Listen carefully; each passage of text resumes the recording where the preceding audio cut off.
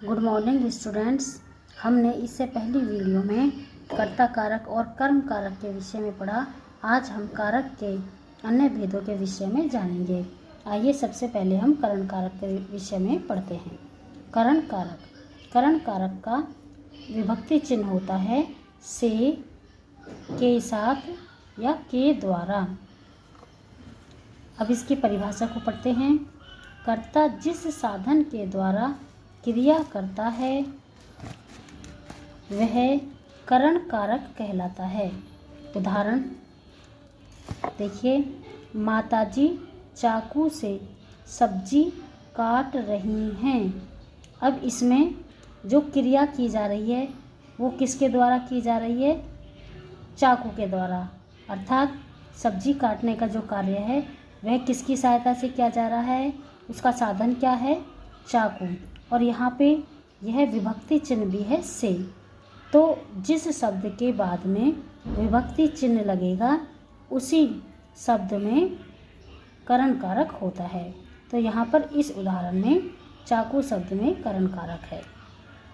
दूसरा उदाहरण देखिए, रवि ने चटनी के साथ समोसा खाया।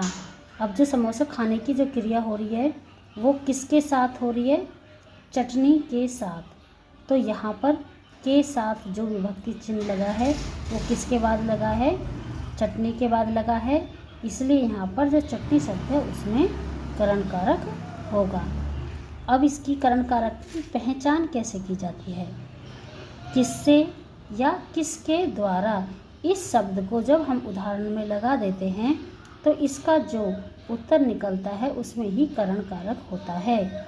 जैसे जो पहला उदाहरण है कि माताजी किससे सब्जी काट रही हैं? चाकू से। इसका उत्तर होगा तो चाकू में ही करण कारक होगा। अब है रवि ने किसके द्वारा या किसके साथ समोसा खाया? चटनी के साथ। तो चटनी शब्द में ही करण कारक होगा। अब हम संप्रदान कारक के विषय में पढ़ेंगे। संप्रदान कारक का विभक्ति चिन्ह होता है के लिए।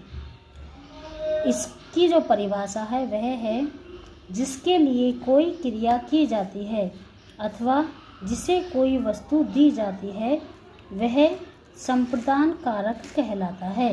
उदाहरण पहला है, भूखे के लिए रोटी लाओ। अब यहाँ पे के लिए जो विभक्ति चिन्ह प्रयोग हुआ है वह भूखे शब्द के बाद में प्रयोग हुआ है, तो इसलिए भूखे में ही संप्रदान कारक होगा। दूसरा, रोटी किसके लिए लाई जा रही है? भूखे के लिए, तो भूखे शब्द में ही संप्रदान कारक होगा। दूसरा उदाहरण है, माँ यशोदा कृष्ण के लिए मक्खन लाई। माँ यशोदा कृष्ण के लिए मक्खन लाई। अब यहाँ पे जो विभक्ति चिन्ह है के लिए, यह कृष्ण शब्द के बाद में प्रयोग हुआ, इसलिए कृष्ण में ही संप्रदान कारक होगा। और इसकी जो पहचान है वह कैसे की जाती है? किसके लिए या को। जहाँ पर यह शब्द प्रयोग होता है किसी भी उदाहरण में तो इसका जो उत्तर निकलता है उसमें ही संप्रदान कारक होता है। जैसे कि माँ यशोदा किसके लिए मक्खन लाएं? कृष्ण के लिए लाएं, इसलिए कृष्ण में ही संप्रदान कारक होगा। अब यहाँ पे एक बात ध्यान देने की है कि को का प्रयोग कर्म कारक तथा संप्रदान कारक दोनों में ही होता है। जैसे यह उदाहरण देखिए कि रवि ने रमेश को बुलाया। यहाँ पे ये जो विभक्ति चिन्ह को है यह रमेश शब्द के पीछे लगा है।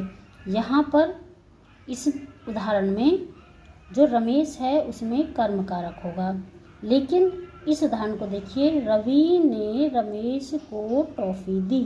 अब यहाँ देने की क्रिया की जा रही है वो किसके लिए की जा रही है? रमेश के लिए की जा रही है। यानी कि रवि ने रमेश को टॉफ़ी दी। तो किसको टॉफ़ी दी? रमेश को दी।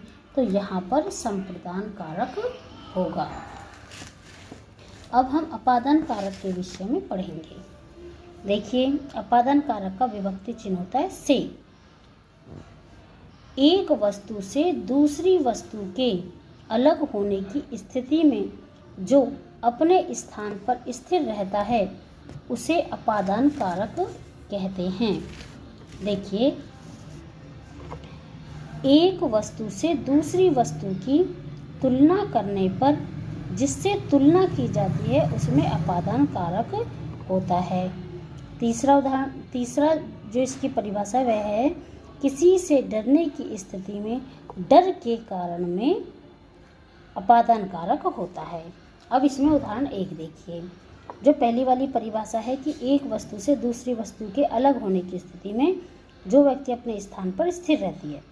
गंगा हिमालय से निकलती है। अब गंगा कहाँ से निकलती है? हिमालय से निकलती है। अब इस उदाहरण में देखिए कि हिमालय अपने स्थान पर स्थिर है, गंगा हिमालय से निकल रही है, लेकिन हिमालय तो अपने स्थान पर स्थिर है, तो हिमालय शब्द में ही यहाँ पर अपादान कारक होगा, अर्थात जिससे जो वस्तु अलग होती है उसमें जो वस्तु स्थिर रहती है उसी वस्तु में अपादान कारक होता है। उदाहरण 2 है, वह राम से लंबा है।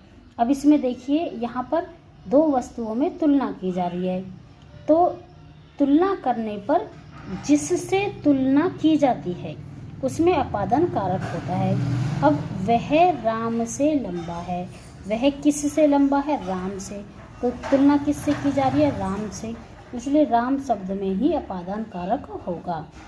तीसरा उदाहरण देखिए, मोहन शेर से डरता है।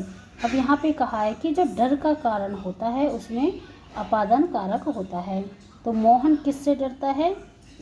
शेर से। डर का कारण क्या है? शेर है, तो शेर में ही अपादान कारक होगा। अब अपादान कारक की पहचान क्या होती है? किस से, इस शब्द को जब हम उदाहरण में लगाते हैं तो इसका जो आंसर निकलता है उसमें ही अपादान कारक होता है। जैसे गंगा किससे निकलती है? हिमालय से। वह किससे लंबा है? राम से। मोहन किससे डरता है? शेर से। तो यहाँ पर इन तीनों शब्दों में ही अपादान कारक होगा।